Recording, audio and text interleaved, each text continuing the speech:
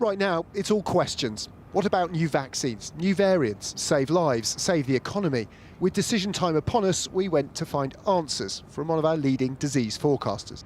My advice would be to be cautious, to open up slowly, because in the long term this will be the better way out of the pandemic. Azragani is an epidemiologist using the same tools meteorologists rely on to forecast the weather. She makes computer simulations of outbreaks. Just swap pressure and temperature for infections, restrictions and vaccines. There is an assumption amongst most people, myself included, that once everyone's vaccinated, things will return pretty much to normal. Is that the case? Well, clearly we're doing really well, so the vaccines are rolling out, and what's been fantastic is the high uptake that we've seen so far, and that really needs to continue. The computer model agrees. Well, what we can see here is the epidemic that we've experienced to date, and these are the reported deaths. And from the current time forward, with the interventions in place, but also vaccination, we can expect to see a really rapid decline in deaths. So will vaccines be enough to end the outbreak? The problem is that it is highly transmissible. We now have these new variants in place that we know are even more transmissible than previously. And not everybody will be vaccinated for various reasons. Some people can't take the vaccine, others will choose not to. So that can lead to subsequent epidemics if we just relaxed everything straight away.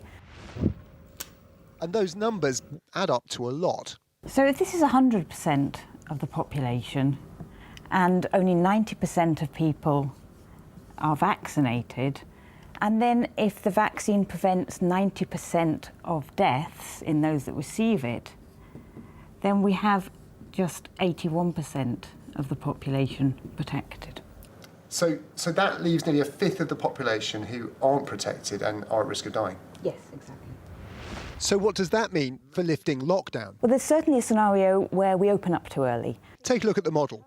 Tell it schools still go back in March, but most other restrictions stay for longer, and things look good. In this scenario, we're keeping things in place and only starting to lift interventions fully in September when most people are vaccinated. Compare that to opening up sooner in July, even with good vaccine coverage. But if we just allowed everything to open up, for example, at the beginning of the summer, then we would potentially see quite a large new wave of infection occurring, and tens of thousands of deaths could occur as a result.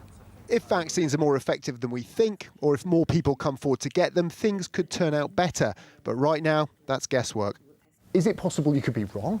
We would all love to be wrong on this and open up completely, but we have to account for the fact that there's a lot of uncertainties. Things change very rapidly, and we have to be prepared for those changes. So these computer models aren't predictions. They're based on a certain amount of uncertainty. But one thing does seem to be becoming very clear. Even with a really successful vaccination campaign, whatever steps we choose to take next have to be made very carefully.